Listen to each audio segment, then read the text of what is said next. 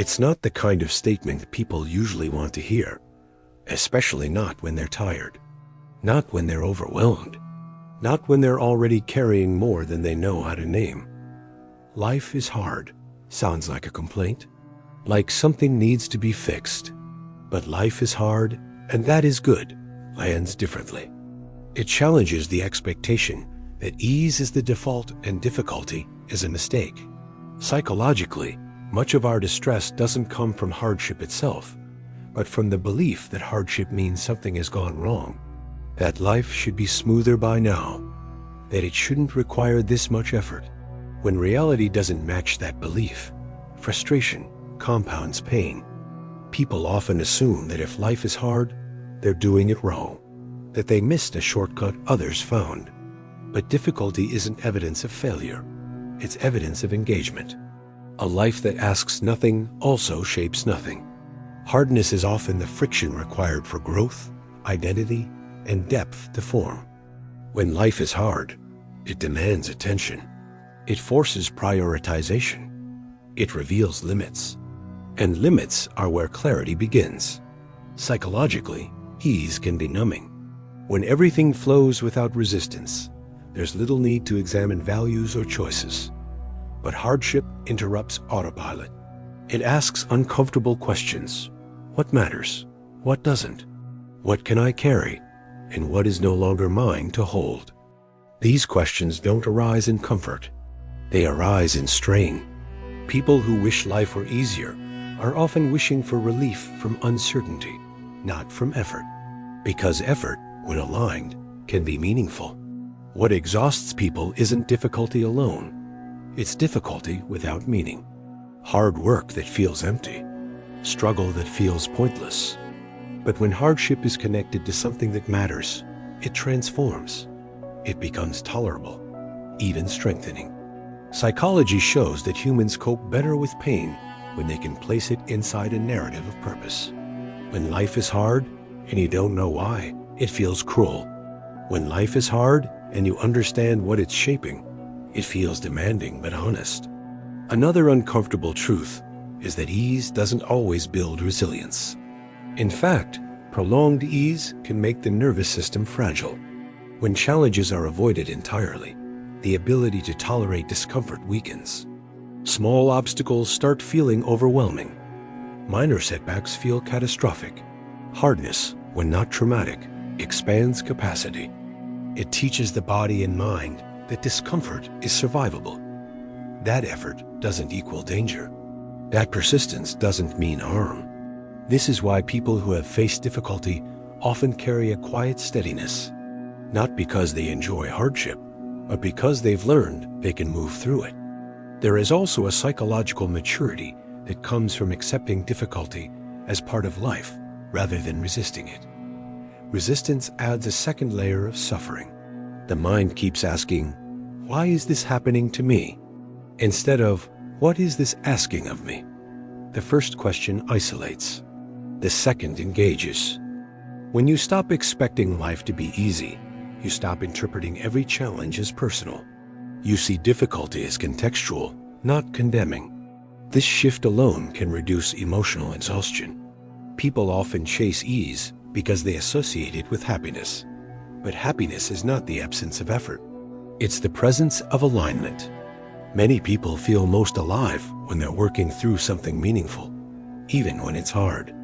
Raising children, building something from scratch, healing old wounds, learning who they are.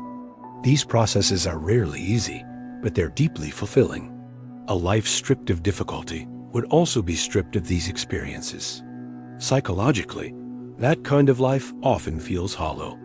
Another reason hardship is good is that it clarifies values. When life is easy, you can afford to say yes to everything.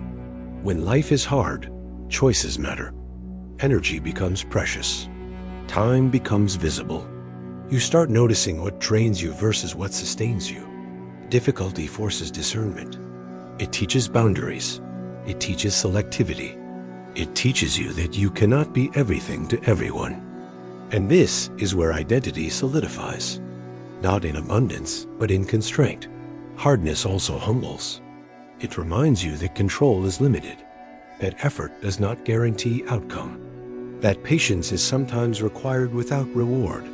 This can feel unfair, but it's psychologically grounding. It softens entitlement and replaces it with realism. And realism is stabilizing. When you stop expecting life to bend to your plans, you become more flexible when it doesn't. Flexibility is one of the strongest predictors of psychological well-being. People who accept difficulty adapt faster than those who resist it. Another overlooked aspect is how hardship deepens empathy. People who have struggled often see others more clearly. They recognize pain without it being explained. They listen differently. They respond with nuance. This depth of connection doesn't usually develop in ease. It develops in shared vulnerability.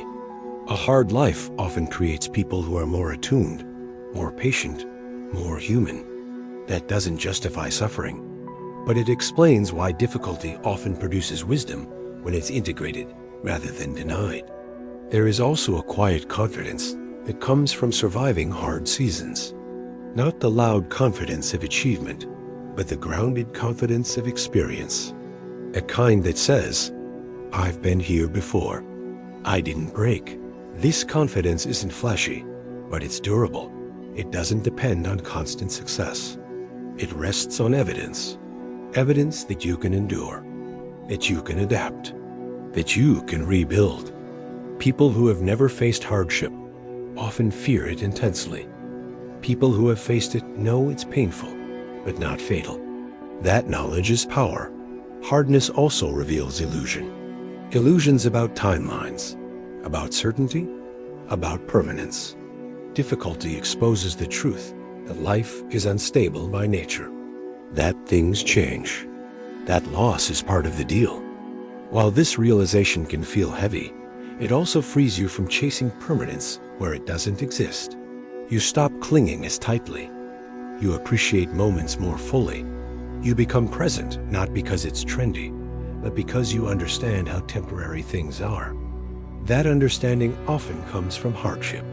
Many people spend years trying to escape difficulty instead of learning from it.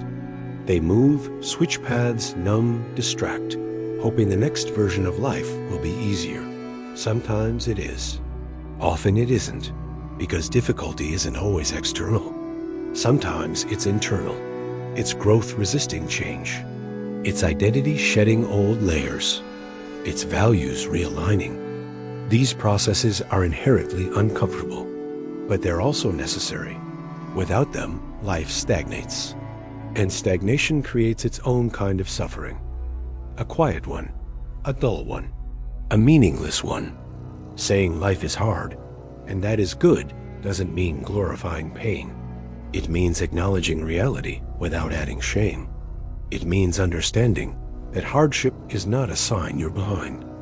It's a sign you're alive, engaged, and evolving. It reframes difficulty from punishment to participation.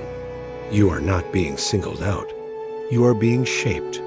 And shaping takes pressure. People who accept this tend to move through hard seasons with less bitterness.